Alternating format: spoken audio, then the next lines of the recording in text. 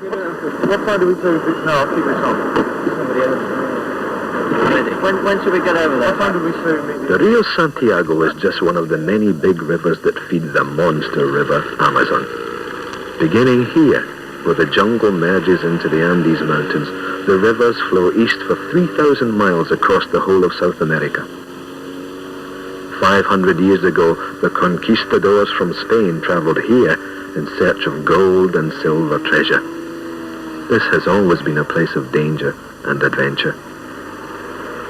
But now a new expedition begins to find some caves deep in the forest that might have been visited by creatures from another world. Yes, people are actually journeying down the Amazon, looking for flying saucers.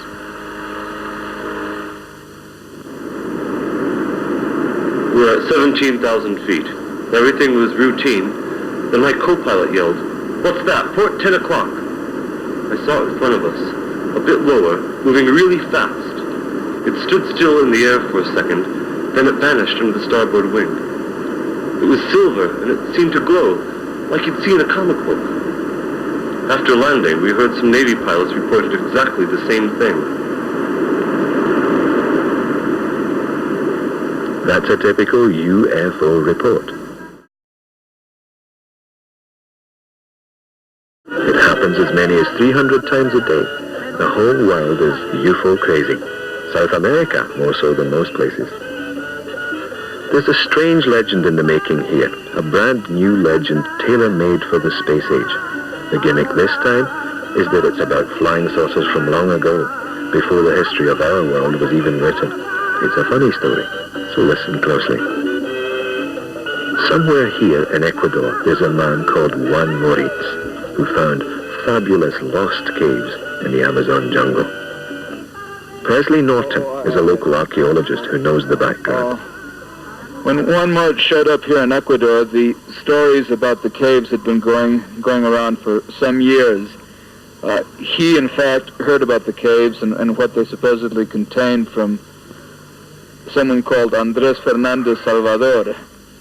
After that, Moritz went to the caves, as I understand it, then came back and made some very detailed claims about their content. You can read about it in a paperback book called Gold of the Gods by Erich von Daniken, the popular science writer. That's how this Amazon adventure got its start. The expedition leader, a friend and admirer of Juan Moritz, is Stanley Hall. Well, Senor Juan Moritz has claimed to have found in Ecuador, over in the Oriente, a large subterranean cave system, which is an extension of a much larger cave system extending all the way from Colombia down to Chile and the Argentine. Inside these caves, he has claimed to have found some quite sensational objects, including a metallic library, and what he has claimed is that the library does contain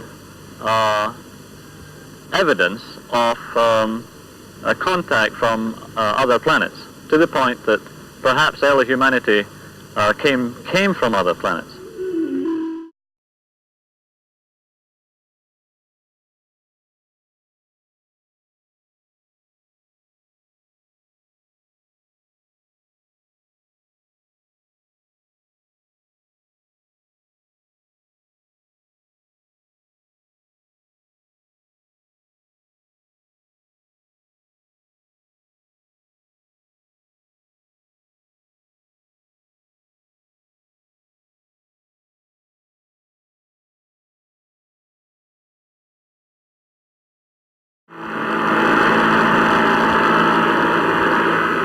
The journey from base camp is upstream on the rain-swollen Santiago, following the route von Daniken mapped out in his book. It must be the only treasure map you can buy in Woolworths. You head for the point 3 degrees south of the equator, where the Santiago meets the Rio Cuangos. There, a jungle track should lead to the caves of Los Tayos.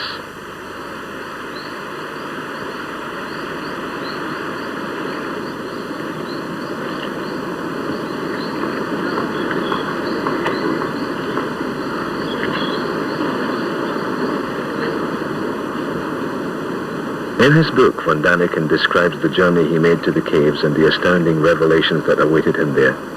He claims to have found more proof for his theories about gods visiting us long ago in spaceships. He backs it up with the written testimony of the mysterious Juan Moritz, a sworn statement lodged with the authorities in Ecuador. 2, 3. 2, 3. I, Juan Moritz, in the region of Maroña, Santiago, within the Republic of Ecuador, have found objects of great cultural and historical value to mankind. The objects form a metal library containing what could be a history of man on Earth, and are distributed in caves throughout the region.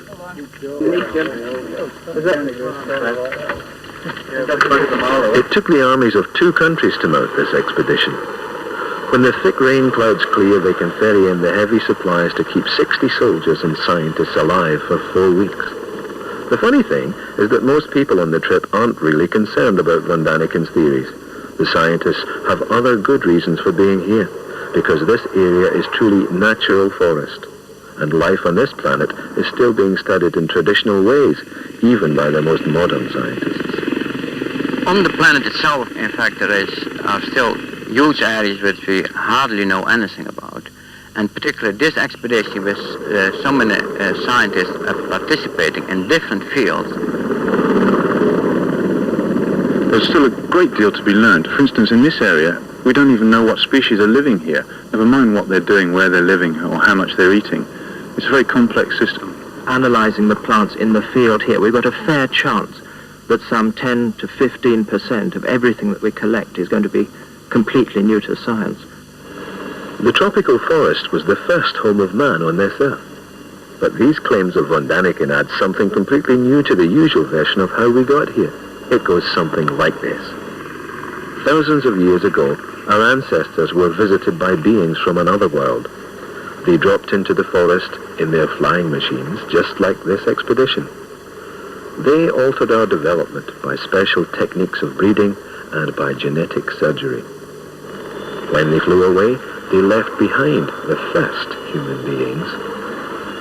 Those ancient visitors are the true missing link in our evolution, the real reason why we look for our gods in the skies.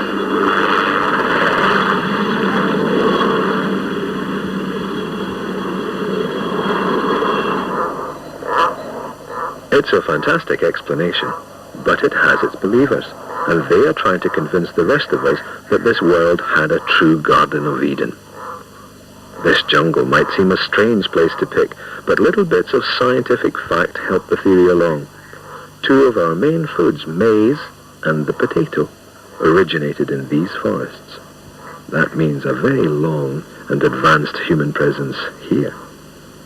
For von Daniken, the world is full of that kind of evidence for this amazing version of the past. Juan Moritz's caves are just one little part of the story.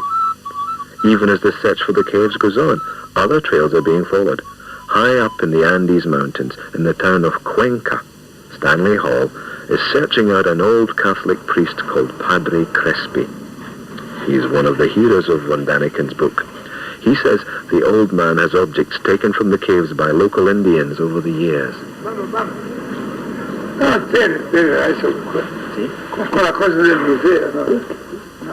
Over 40 years, the old priest has gathered together a backyard museum in his orphanage church. Moritz has told Stanley Hall there are certain special pieces to look out for, like in all the best treasure trails. A golden plaque, part of the message from the gods, with strange symbols on it, and a model of a dome carved in stone. Well, this is quite remarkable because it looks... Este nectar oro puro. Oro puro es. Pure gold, the old man shouts. Pure gold. Any archaeologist who Vaya, ese es el has faraón. studied the Sumerian, Permíteme. Babylonian... El faraón, no, ese es el faraón, no.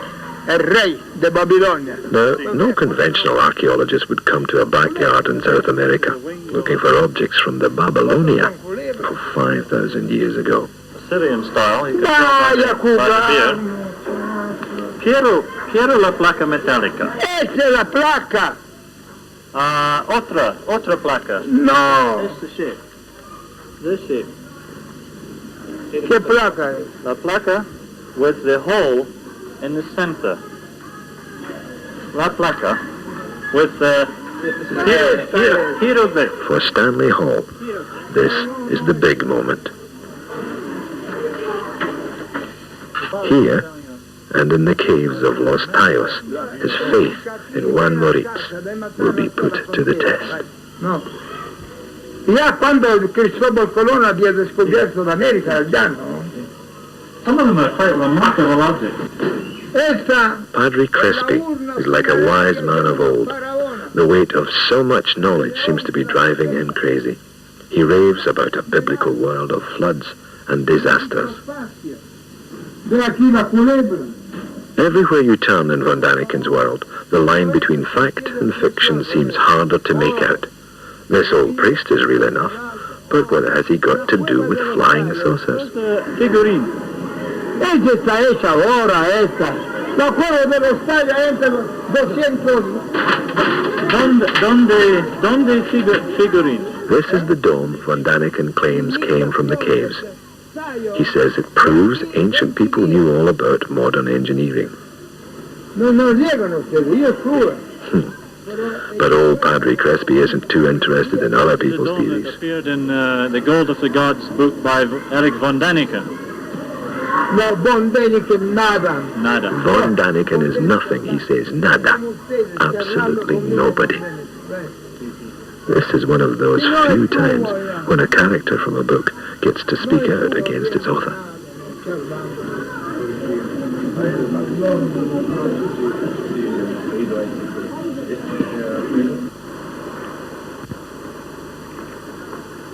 Back in the jungle, the caves have been found. They exist. And there's no doubt it's the right caves. Close beside them, the remains of Moritz's old camp have also been found. This is where he pitched his tent when he discovered the caves in July 1969. July 69, while the rest of us were watching American astronauts land on the moon for the very first time.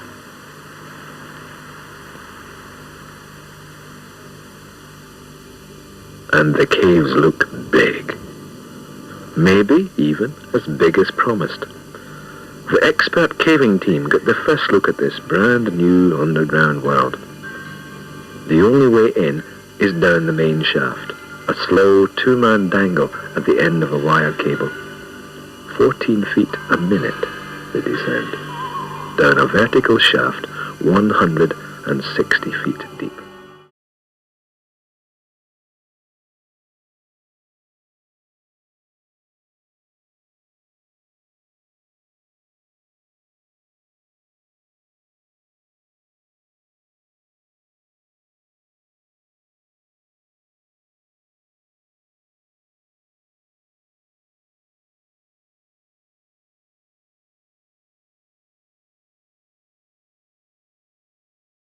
The caves are awesome. Even in the first hours of exploration, the massive scale of the system is confirmed. Easily the biggest in South America. Mile upon mile of unexplored tunnels. Huge chambers and passageways. Strangely, the place is buzzing with life. Birds, animals, insects, all surviving in the darkness. More than enough for the scientists, even without the mad claims of Juan Moritz and company ringing in their ears.